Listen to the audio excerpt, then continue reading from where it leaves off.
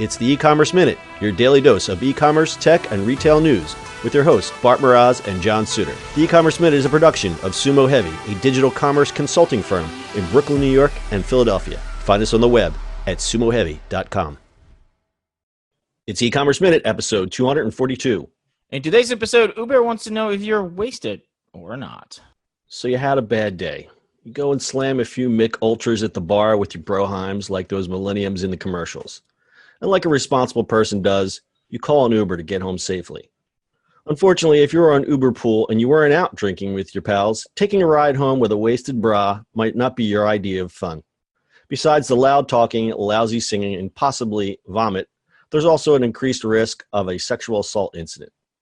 Uber wants to head that off at the pass. According to a new patent filing, the rideshare service is working on a plan to detect whether a ride customer is hammered or not before they climb into the car. The system, described by members of Uber's trust and safety team in 2016, tracks app usage via AI. The patent application describes a system that learns how you typically use the Uber app so that it can identify unusual behavior. Things like if they commit typos, how precisely a user clicks on links and buttons, their walking speed, and at the rate of which they drop their phone. Factors like these are plugged into Uber's planned algorithm, along with details about when and where the ride was requested. A late-night Uber call, or one that's from an area loaded with bars, would tip the system off about a rider's sobriety differently than a daytime call from the suburbs. Sobriety levels might only match with drivers who are trained or experienced with handling people in this state, or the rider might be prevented from joining a carpool. For Uber drivers, dealing with drunk passengers is a drawback of the job. It would be cool if drivers got extra money for picking up drunk passengers. It's not a big deal, but it definitely gets old after the 25th time, Harry Campbell, author of the Rideshare Guy blog, told CNN Money. It all sounds great, but as The Verge pointed out, rejecting rides for drunky McFratboy might put him in the dangerous position of trying to drive himself home. The patent is just a concept right now, so the idea could change significantly by the time it goes live. Until then, prepare for some possible backseat karaoke when taking Uber Pool. Well, yeah, I mean, the biggest problem with this is the reason to take Uber is so you don't drive. I don't know, man. Yeah, so we have to look at it from a couple different perspectives. When I look at it from the driver's perspective, it's like rolling the dice every time you pick up a passenger. I always think, oh, I could probably drive Uber. And then I think of scenarios like this. And I'm like, no, thank you. Yeah, I mean, I've talked to a whole bunch of Uber drivers everywhere, and some of them just drive during the day. They're like, we don't want to deal with it. Right.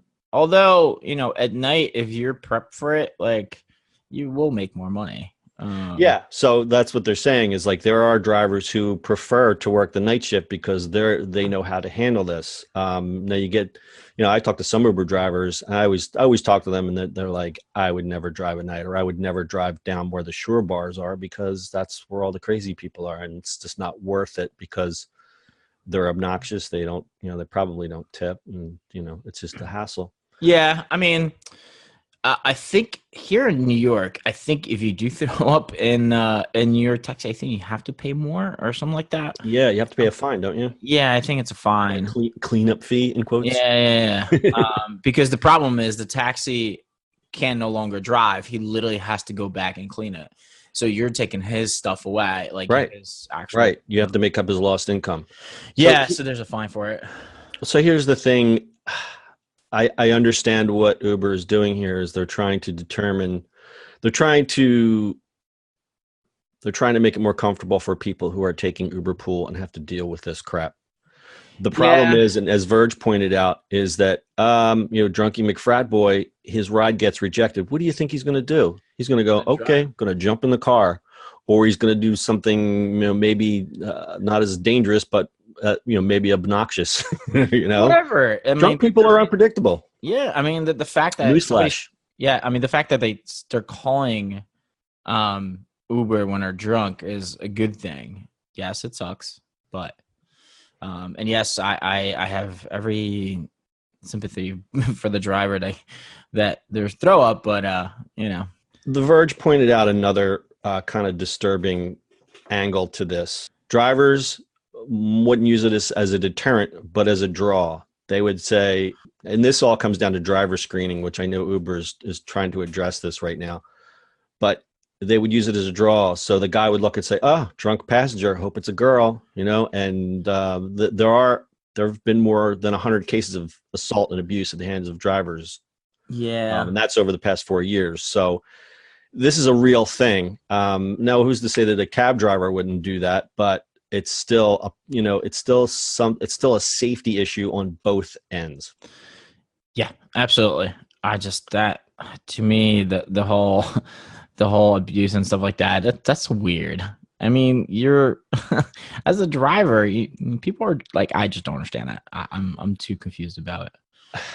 Yeah, well, some people don't have the best intentions in life, Bart, and that's just the way it is. Yeah, I guess that's true. You never know who's behound that Uber.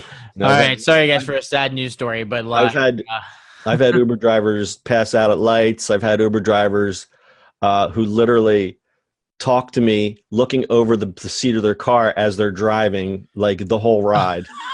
I haven't had that happen. It's just you roll the dice, the driver rolls the dice. That's kind of the tax you pay on having rideshare service. Hey, cabs are the same thing, but now that rideshares are so ubiquitous and there's so many drivers out there, I just question how they're dealing with driver screening. And I know that the new CEO, whose name I cannot pronounce, is addressing some of these things. So we'll see in the next year what happens with Uber. Yes. This was a sad story, John. I think we just brought the room down. I'm sorry. Everybody go outside. It's a beautiful day. Cheer up. Got anything else, Bart?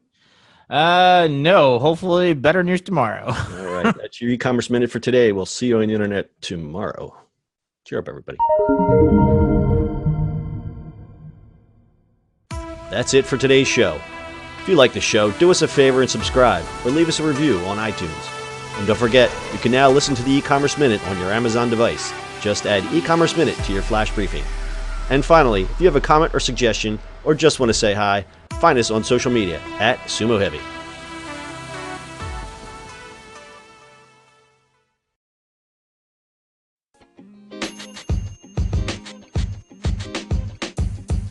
The podcast you just heard was recorded with Anchor. If you want to make your own, download the Android or iOS app completely free from anchor.fm/podcast. That's anchor.fm/podcast.